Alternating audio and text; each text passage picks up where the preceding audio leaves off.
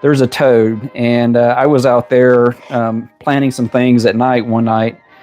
Just had different lights out there so that I could see in the dark and get a couple more things planted. All of a sudden, on the fence, I start hearing this little noise. I keep paying attention to it because it's kind of scary outside at night, exposed, that kind of thing. And so I look over, and it's a frog, well, a toad, climbing up the fence. It's just a chicken wire fence that I made for the garden. He's been there ever since. I don't know if he just hasn't decided to leave or doesn't know how to get out through the fence. But yeah, I have a toad in the garden. My daughter named him Jerry, so I've been looking for a Tom. And then I've got stories about the field mice. Loki, my dog, was sniffing out these field mice. So that was kind of an adventure over the last several days. He found a baby field mouse. I was out doing the sprinklers, doing a little rotation, going back out there. And I came back, and he had something in his mouth, and he'd been sniffing around. So it was a little baby field mouse. I got him to drop it. That one didn't survive, so did the sprinkler another time, came back, and he had another baby mouse. This time, that one survived for a while. Wasn't sure what to do with it. Started doing research. How do you care for a baby field mouse? It's possible to keep them alive.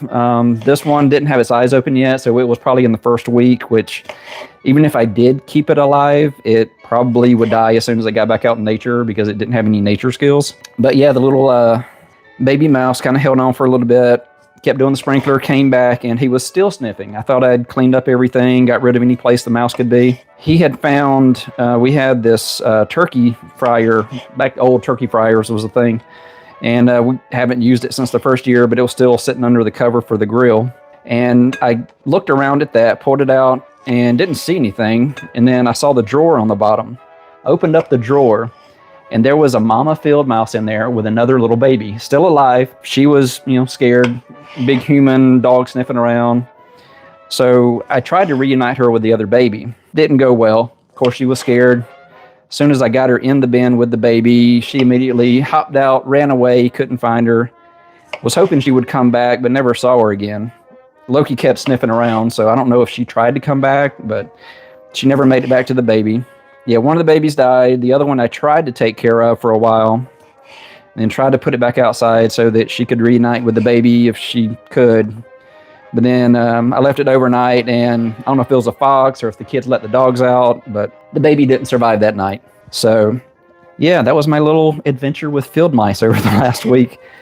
Made me really think about when I do the rabbits, making sure I protect them, but also the attachment with animals, the cute little animals like baby field mice. I've got a picture of it next to a strawberry. It was no bigger than one of these strawberries.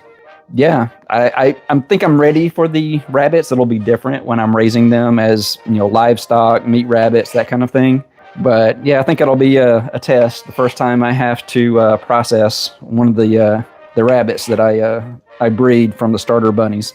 Yeah, it's going to be a lot of skills I have to learn with farming, especially if I'm going to be, I guess a rancher, not a farmer, once you have livestock. Yeah, it's been an interesting week with all that going on.